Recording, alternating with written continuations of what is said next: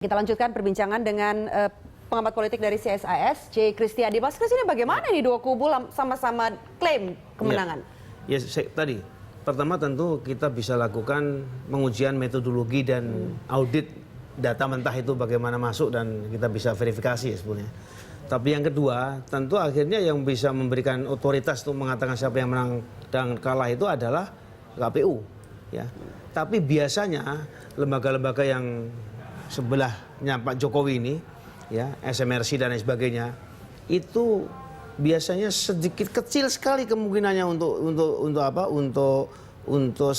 keliru, 0, sekian persen saja, dan yang lain juga begitu biasanya. Nah, oleh karena itu, untuk mempertahankan bahwa kalau mereka memang percaya quick count ini benar dan akan mencerminkan hasil yang nyata, pengawalan terhadap proses pengumpulan data-data hasil pilpres ini harus betul-betul sangat ketat. Anda kelihatannya dari tadi beberapa kali menekankan soal itu. Apakah kemudian memang rawan sekali perjalanan dari TPS hingga ujungnya ke KPU? Ada dua alasan saya. Pertama, pengalaman di pilpres kemarin. Di pilpres kemarin secara terbuka sudah bisa diketahui bagaimana unsur-unsur di KPU, di unsur-unsur di panitia-panitia penyelenggara yang bisa kasarnya bisa dibeli. Dan bahkan sebetulnya waktu itu ada saksi-saksi yang kemudian ada saksi dibayar 100.000, ada partai lain, tokoh lain ataupun teman separtai yang kompetisinya kasih lagi 200.000 suruh pergi pulang, gitu. Akhirnya mereka nggak ada saksi dan kemudian lawan ini bisa berbuat semuanya saja. Nah, oleh karena itu betul-betul menurut saya ini akan lebih sengit lagi. Karena apa? Karena pertarungan yang kemarin itu sudah pertarungan pertarungan bukan pertarungan politik tapi sudah pertarungan peperangan yang hasilnya itu harus ada yang mati dan satu lagi survive. Karena apa? Karena ada pandangan-pandangan di dalam pertarungan sekarang ini bahwa seakan-akan lawan politik itu musuh yang harus dimusnahkan. Tes kemenangan zero sum game. Saya menang, kamu kalah, hancur-hancuran. Nah, dan ini kan seperti pernyataan Amin Rais yang ada di kubu Prabowo, perang badar. Perang badar. Dan sebetulnya juga ada pandangan-pandangan kalau saya baca hasil studi Kompas tahun 2009, itu memang salah satu yang disebut kelemahan di samping kekuatan Pak Prabowo itu banyak, tapi kelemahan yang sangat eksplisit adalah memandang politik itu hitam putih dan kawan dan sebagai kawan dan lawan.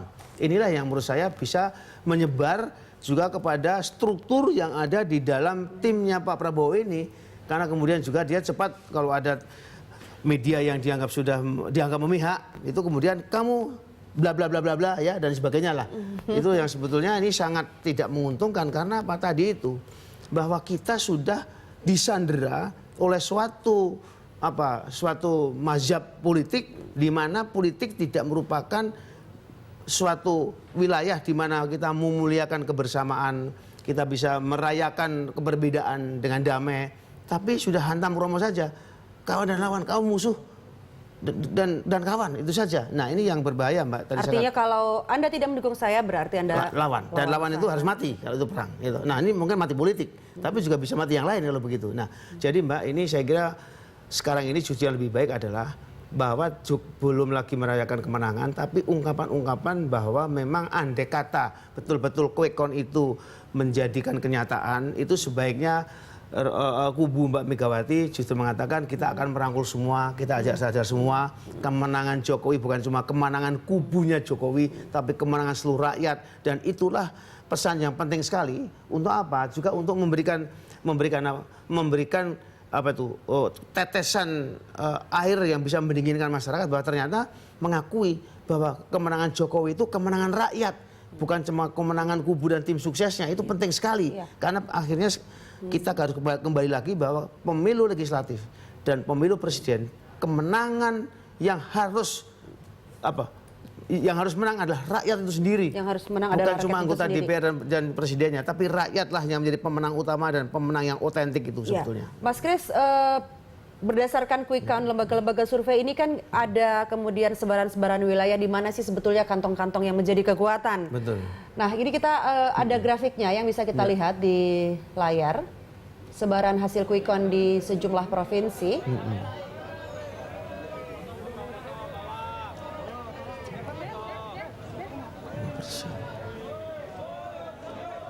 Ya. Ini perolehan suara tiap provinsi. Di Provinsi DKI Jakarta tadi barusan, kemudian sekarang Provinsi Banten. Itu nomor urut 1 unggul 59,75, sementara Jokowi JK itu hanya 40. Ini Jawa Tengah ini. Nah, ini Jawa Tengah. Yogyakarta. Ini menang telak ini, hampir 2 kali lipat Jokowi memenangkan. Dan di Yogyakarta juga dimenangkan masih oleh nomor urut 2 oleh Jokowi. Ini agak cepat ini Mas ya, ini perolehan suara tiap provinsinya ya. Provinsi Jawa Timur juga masih dimenangkan Jokowi. Jadi memang nah, ini Aceh Sumatera Utara dimenangkan oleh Prabowo. Sumatera Utara dimenangkan oleh Jokowi. Jokowi, oh betul. Ya, ini cukup jauh bedanya, ada 9. Kemudian Riau, Prabowo unggul. Kepulauan Riau, Jokowi yang unggul. Bangka Belitung masih Jokowi yang unggul, 69. Sumatera Barat ini Prabowo menang telak ini, 74, hampir 75%. Jambi ini agak berimbang ya, Mas Kris ya, sangat tipis bedanya ya, hampir 50-50. Bengkulu juga sedikit bedanya ya, sekitar 1%. Masih relatif berimbang. Sumatera Selatan ini Prabowo unggul 52,5, Jokowi 47. Lampung dimenangkan oleh Jokowi 53%. Kalimantan Barat masih dimenangkan oleh Jokowi 57%. Ini Kalimantan Tengah, Jokowi 56,81%. Ya, Kalimantan Selatan Prabowo unggul tipis 50,63. Kalimantan Timur ini Jokowi menang telak ini 62,83%. Sulawesi Utara juga masih dimenangkan oleh Jokowi hampir 55%. Gorontalo Prabowo unggul 55,44%. Ya, Sulawesi Tengah ini Jokowi unggul 55%. Sulawesi Barat Jokowi unggul 74,6%.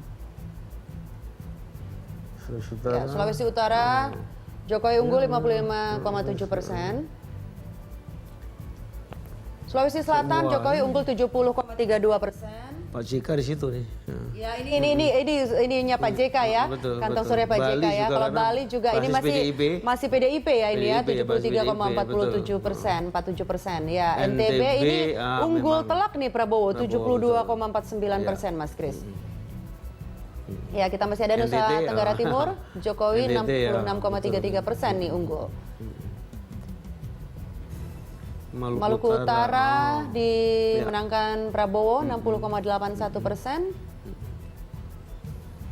Maluku Jokowi yang unggul 54,21%. Papua Jokowi yang unggul, ini juga jauh bedanya 2 kali lipat. Jokowi penduduknya cuma 68,43% ya. Jadi ada di beberapa wilayah yang telak ya. Papua Barat ini Jokowi juga unggul telak 73,16%. Dan data nasionalnya Jokowi unggul 52,9 ya, 47,1 buat jadi Mbak Prabowo. yang memang digarap ya sejak awal ya. Ini memang Jawa sebagai kantong suara terbesar. Benar sekali. Tapi Jawa pun Jawa Barat sebetulnya empot-empotan juga. Jawa Barat dan Banten dan DKI sebetulnya ya. Ya.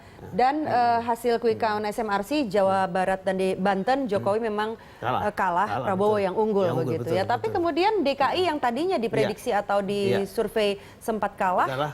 Masih ada gap 10% Jokowi unggul, Mas Kris. Ya, saya kira itu wajar lah. Ini apa yang Anda lihat kenapa kemudian bisa begitu? Ya sebetulnya yang bagi saya sangat surprise ya. Sebetulnya berbagai lembaga survei itu sudah menunjukkan bahwa pertengahan bulan Juni menjelang minggu ketiga itu babak belur betul tuh. Ya, bahkan minggu keempat itu ada lembaga survei yang sudah menghasilkan Prabowo itu menang 4% nih. Ya kan? Nah, tetapi ternyata dalam beberapa waktu ya, sekitar 10 hari, itu ternyata bisa rebound ya, bisa balik kembali. Ini menurut saya juga karena apa? Karena relawan-relawan mulai bergerak, dan kemudian menurut saya memang kekuatan Pak Jokowi ada di dalam basis-basis relawan-relawan, terutama juga kelas-kelas menengahnya itu yang kemudian bisa melakukan door to door ya. Dan yang kalau saya lihat misalnya pertemuan di Gelora kesenian di Gelora Bung Karno itu betul-betul bikin merinding juga ya, bahwa begitu banyak orang dengan antusias tanpa ada yang dikomando, tanpa ada seragam-seragaman, kumpul di situ semua, merasa mereka urunan semua, bayar sendiri dan sebagainya. Itu luar biasa, dan itu juga saya kira bisa diekspos secara besar-besaran, di-download di YouTube dan menunjukkan bahwa sebetulnya inilah harapan masyarakat seperti itu. Anda melihat itu salah satu faktor yang signifikan membuat yang cukup ya, ada kontribusinya, betul. Dan lebih-lebih Mbak ya, bahwa kampanye hitam yang luar biasa, begitu masif sampai ke grassroots ya, dan tidak ada tindakan yang tegas daripada negara Indonesia ini ya, itu bahwa kemenangan Jokowi ini pun kemenangan meskipun 5-6%, tapi kalau pertarungan itu lebih wajar, memang saya kira kemenangan bisa 10-12-13%. Tapi karena tadi itu bahwa dibombardir dengan segala macam tidak cuma negatif campaign, black campaign, dan pidato-pidato retorika, dan tidak cuma retorika, demagogi yang membakar semangat, yang memperjelas musuh dan lawan, kawan dan lawan dan sebagainya, itu pun masih bisa menang 5-4% seperti ini, menurut saya sudah luar biasa ya. Iya. Luar Mas biasa. Kris ya, kita nanti selanjutnya juga akan membahas bagaimana ini kan masih 5% begitu kan, sementara juga ada margin of error di situ kan. Bagaimana kemudian ini akurasinya, kita akan bahas sesaat lagi ya, pemirsa, tetaplah bersama kami.